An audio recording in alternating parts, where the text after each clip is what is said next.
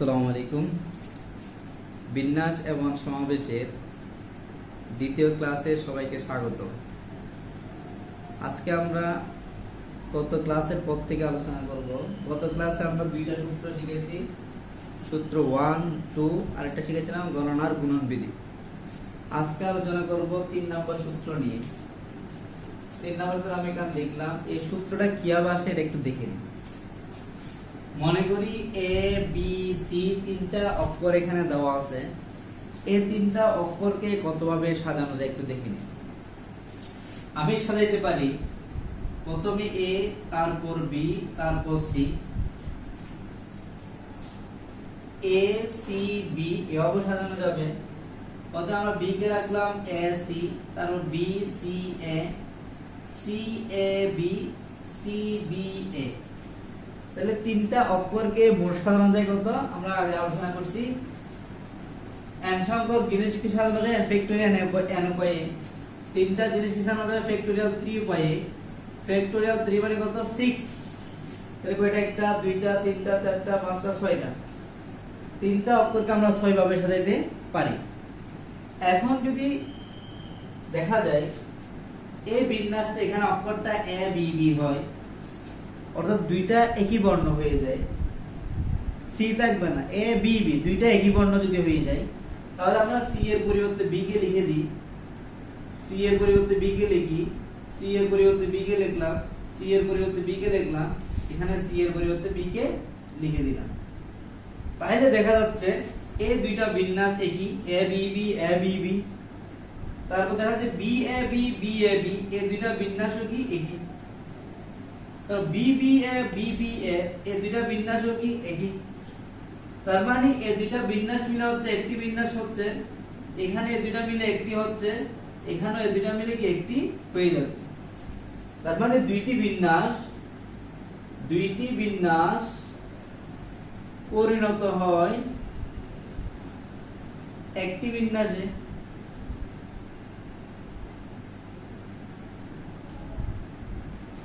যদি মিল থাকে, দুইটা যদি একই হয়ে যায় বর্ণ, তখন দুইটা বিন্যাস পরিণত হচ্ছে একটি বিন্যাসে। আর কি করি আমরা? যদি এখানে বর্ণ তিনটা যদি একই হয়ে যেত, আমরা দুইটা বর্ণ একই ধরব। যদি মনে করি তিনটা বর্ণ, এই যে এ বি সি, এই এ বি সি তিনটা বর্ণ আছে না, এই তিনটা বর্ণ যদি একই হয়ে যায়, মনে করি তিনটা এ এ, তাহলে এ এ এ দেখো শব্দ যদি এ এ বসাই দিই, তাহলে 6টা বিন্যাস মিলে একটা হয়ে যাবে না? 6টা বিন্যাস মিলে একটা হয়ে যাচ্ছে। অর্থাৎ দুইটা মিল থাকলে দুইটা বিন্যাস মিলে হচ্ছে কয়টা? একটা। যদি তিনটা মিল থাকে তাহলে 6টা বিন্যাস মিলে হয়ে যাচ্ছে কয়টা? একটা। এই 2 কে আমরা লিখতে পারি ফ্যাক্টোরিয়াল 2 আকারে, আর এই 6 কে লিখতে পারি আমরা ফ্যাক্টোরিয়াল 3 আকারে। তার মানে বোঝা যাচ্ছে কি দুইটা মিল থাকলে ফ্যাক্টোরিয়াল 2 সংখ্যক একটাতে পরিণত হচ্ছে, তিনটা মিল থাকলে ফ্যাক্টোরিয়াল 3 সংখ্যক একটা বিন্যাসে পরিণত হচ্ছে। তাহলে আমরা লিখি, এখানে লিখতে পারি ফ্যাক্টোরিয়াল 2টি বিন্যাস পরিণত হয় একটি বিন্যাসে। এখন এখানে মোট বর্ণ কয়টা? তিনটা বর্ণ সাজে ফ্যাক্টোরিয়াল 3 পাই। তাহলে সুতরাং ফ্যাক্টোরিয়াল 3টি বিন্যাস পরিণত হয় ফ্যাক্টোরিয়াল 3 বাই ফ্যাক্টোরিয়াল 2টি বিন্যাসে। তাহলে এখান থেকে কি বোঝা গেল? যতটা বর্ণ থাকবে ততটা ফ্যাক্টোরিয়াল উপরে, আর যতটা মিল থাকবে তত ফ্যাক্টোরিয়াল দিয়ে ভাগ, ততটা নিচে। যদি n সংখ্যক জিনিস থাকে, এর মধ্যে r সংখ্যক জিনিস একই ধরনের হয়, তাহলে আমরা লিখতে পারবো n factorial by r factorial. বুঝা গেল? তিনটা জিনিস আছে, এই তিনটার মধ্যে দুইটা মিল আছে, তাহলে আমরা লিখতে পারতেছি ফ্যাক্টোরিয়াল 3 বা ফ্যাক্টোরিয়াল 2। তাহলে n সংখ্যক জিনিসের মধ্যে যদি r সংখ্যক মিলে যায়, তাহলে লিখতে পারবো factorial n by factorial r। এখন আমরা সূত্রটা দেখি। যদি দেখা যাচ্ছে এভাবে আছে A A B B B C C C থাকতে পারে, ডি ডি। তাহলে মোট কয়টা অক্ষর দেখে এখানে 1 2 3 4 5 6 7 8 9 10। তাহলে 10 ফ্যাক্টোরিয়াল যতটা থাকবে তত ফ্যাক্টোরিয়াল।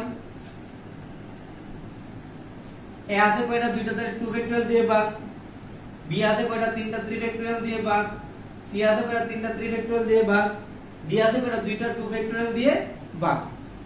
ঠিক আছে, বুঝা গেল কথাটা? যতটা মিল থাকবে ততই আমরা ভাগ করব। তাহলে সূত্রটা আমরা সুন্দর করে লিখি, n সংখ্যক জিনিসের মধ্যে p সংখ্যক জিনিস যদি এক প্রকার বা একই ধরনের হয়, q সংখ্যক জিনিসের দ্বিতীয় প্রকার মানে তাও একই ধরনের হয়, r সংখ্যক জিনিসের তৃতীয় প্রকার, এই যে প্রথম প্রকার a দুইটা, দ্বিতীয় প্রকার b, b হতে দ্বিতীয় প্রকার তিনটা, c হতে তিন প্রকার মানে তিন নাম্বার প্রকার c তিনটা, d হতে 4 নাম্বার প্রকার দুইটা। তাহলে এগুলো দিয়ে আমরা কি করতে হবে? ভাগ করতে হবে। যদি n সংখ্যক জিনিসের মধ্যে p সংখ্যক জিনিস একই ধরনের হয় তাহলে p ফ্যাক্টরিয়াল দিয়ে ভাগ, q সংখ্যক যদি একই ধরনের হয় তাহলে q সংখ্যক q ফ্যাক্টরিয়াল দিয়ে ভাগ, যদি r সংখ্যক জিনিস যদি একই হয় তাহলে r ফ্যাক্টরিয়াল দিয়ে ভাগ। বা এগুলো কি ভিন্ন ভিন্ন। তাহলে কি বোঝা গেল? n সংখ্যক জিনিসের মধ্যে p সংখ্যক জিনিস এক প্রকার, q সংখ্যক জিনিস দ্বিতীয় প্রকার এবং r সংখ্যক জিনিস তৃতীয় প্রকার, এবং যদি বাকি জিনিসগুলো ভিন্ন ভিন্ন হয় তাহলে প্রাপ্ত বিন্যাস সংখ্যা হবে টোটাল যেটা আছে স্টার ফ্যাক্টরিয়াল, আর যেগুলো মিল আছে সেগুলো দিয়ে কি করতে হবে? ভাগ করতে হবে। তাহলে আমরা একটা উদাহরণ করে দেখি। মনে করি যদি প্রশ্নে আসে ম্যাথমেটিক্স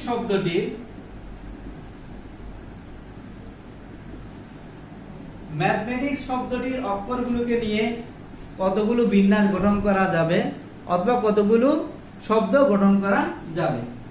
তাহলে আমরা সংখ্যা লিখতেছি না, তাহলে সুতরাং বিন্যাস সংখ্যা। আর যদি যাদের রিডার লেখার দরকার কি লিখবো আমরা? প্রদত্ত শব্দ ম্যাথমেটিক্স, এখানে অক্ষর সংখ্যা এতটি, এই কথাগুলো আমি লিখবো। এরপর লিখবো টি আছে দুইটা, এ আছে দুইটা, এম আছে দুইটা, সুন্দর করে তাহলে লিখতে হবে। তাহলে দেখি বিন্যাস সংখ্যা। তাহলে টোটাল কয়টা? 1 2 3 4 5 6 7 8 9 10 11। তাহলে 11 ফ্যাক্টোরিয়াল, যতটা থাকবে তত ফ্যাক্টোরিয়াল। এখন দেখি বিন আছে কয়টা? এখানে দেখা যাচ্ছে m আছে দুইটা, তাহলে 2 ফ্যাক্টোরিয়াল দিয়ে ভাগ। এরপর দেখা যাচ্ছে t আছে কয়টা? দুইটা, সরি a আছে দুইটা, 2 ফ্যাক্টোরিয়াল দিয়ে ভাগ। আবার t ও আছে কয়টা? দুইটা, 2 ফ্যাক্টোরিয়াল দিয়ে ভাগ। আরগুলো কি ভিন্ন ভিন্ন। তাহলে যতটা মিল থাকবে তত দিয়ে আমরা ভাগ করব, তত ফ্যাক্টোরিয়াল দিয়ে আমরা কি করে দিব? ভাগ করব। তাহলে ম্যাথমেটিক্স শব্দটি নিয়ে, শব্দের অক্ষরগুলোকে নিয়ে মোট বিন্যাস সংখ্যা হবে কি? 11 factorial by 2 factorial 2 factorial 2 factorial. এখন আমরা আরেকটা ম্যাথ করি। সূত্রটা এখন আর দরকার নাই, আমরা এটা মুছে দিচ্ছি। এখন আমরা একটা ম্যাথ করব যদি স্বরবর্ণ এবং ব্যঞ্জন বর্ণ যদি আলাদা আলাদা থাকে বা একসাথে থাকে। দেখি না, ট্রায়াঙ্গেল।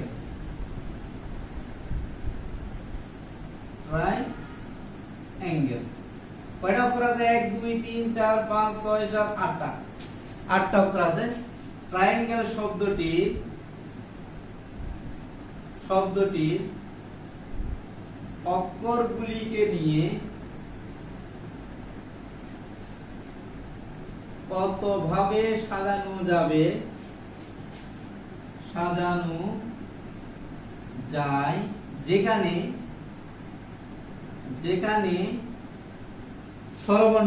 একত্রে থাকবে। স্বরবর্ণগুলি একত্রে থাকবে, এটা একটা ম্যাথ। ট্রায়াঙ্গেল শব্দের অক্ষরগুলি কতভাবে সাজানো যায় যেখানে স্বরবর্ণগুলো একত্রে থাকবে। স্বরবর্ণগুলো একত্রে থাকবে। তাহলে আমরা দেখি এখানে স্বরবর্ণ কি আছে? আই আছে, এ আছে, ই আছে। অর্থাৎ এই স্বরবর্ণ তিনটাকে আমরা একসাথে আবদ্ধ করে নিলাম। এরা যেখানে যাবে সেখানে একসাথে যাবে এবং একসাথে সাজবে। আর বাকি বর্ণ আছে, টি আছে, আর আছে, এন আছে, জি আছে, এল আছে। তাহলে কয়টা? 1 2 3 4 5। আর স্বরবর্ণ তিনটা মিলে একটা, তারা একসাথে থাকবে। এখানে বলছে স্বরবর্ণ একত্রে থাকবে, তো তারা যেখানে যাবে সেখানে একসাথে যাবে। তাহলে তাদেরকে আমি একটা বস্তার মধ্যে আবদ্ধ করে নিলাম, তাহলে তারা একটা সবসময় একসাথে থাকবে। তাহলে এখানে 5টা, এই একটা, তাহলে মোট বর্ণ কয়টা হচ্ছে? 6টা, কারণ এ তিনজন মিলে একজন, তারা সবসময় একসাথে থাকবে। তাহলে মোট 6টা বর্ণ। তাহলে সুতরাং বিন্যাস সংখ্যা হবে স্বরবর্ণগুলো যদি একসাথে থাকে তাহলে বিন্যাস সংখ্যা হবে এখানে 6টা বর্ণ আর 3টা মিলে কি একটা, তাহলে ফ্যাক্টোরিয়াল 6। আর এখানে কোনো মিল নাই, এজন্য ভাগ দিই নাই, মিল থাকলে ভাগ দিই। আবার দেখা যাচ্ছে যে 3টা স্বরবর্ণ আছে, এই স্বরবর্ণগুলো তো নিজেদের মধ্যে সাজতে পারে। এই যে এ আই ই আছে, এটা এভাবে সাজতে পারে, ই এ আই এভাবে তো সাজতে পারে, অথবা সাজতে পারে আই ই এ এভাবে সাজতে পারে। অর্থাৎ স্বরবর্ণগুলো নিজেদের মধ্যে সাজবে। কয়টা স্বরবর্ণ আছে? 3টা। 3টা সাজবে কিভাবে? ফ্যাক্টোরিয়াল 3 ভাবে সাজবে। কি করতে হবে? গুণ করতে হবে। এবং স্বরবর্ণগুলো নিজেদের মধ্যে সাজবে, তাহলে এগুলো কি করতে হবে? গুণ করতে হবে। তাহলে টোটাল বিন্যাস কত হবে? 6 ফ্যাক্টোরিয়াল মানে 720, 3 মানে হচ্ছে কত? 6। তাহলে আমরা পাচ্ছি 60 4320। তো স্বরবর্ণগুলো একত্রে রেখে সাজানো যাবে 4320 উপায়ে। এখন থেকে আমরা স্বরবর্ণগুলো যদি একত্রে না থাকে, আমরা আরেকটা করব। এখন এটা গেল ট্রায়াঙ্গেল শব্দের অক্ষরগুলি কত ভাবে সাজানো যায় যেখানে স্বরবর্ণগুলো একত্রে থাকবে না। এটা আরেকটা ম্যাপ, একত্রে থাকবে না। তাহলে কি হবে? তাহলে আমরা কিভাবে করব? এটা আমরা বের করলাম 4320। এই যে ট্রায়াঙ্গেল শব্দটা যদি আমি সাজাই, কয়টা বর্ণ আছে? এখানে 8টা বর্ণ আছে। টোটাল যদি সাজাই তাহলে 8 ফ্যাক্টোরিয়াল বাই সাজবে। তো বিন্যাস সংখ্যা কি হবে? কয়টা আছে অক্ষর? 8টা, 8 ফ্যাক্টোরিয়াল। তো সবগুলোকে নিয়ে সাজাইলে 8 ফ্যাক্টোরিয়াল বাই সাজবে। এই 8 ফ্যাক্টোরিয়াল মধ্যে এমন কিছু বিন্যাস আছে যেখানে স্বরবর্ণগুলো একসাথে আছে, আর কিছু বিন্যাসে স্বরবর্ণগুলো একসাথে নাই। স্বরবর্ণগুলো একসাথে আছে কয়টাতে? 4320টাতে।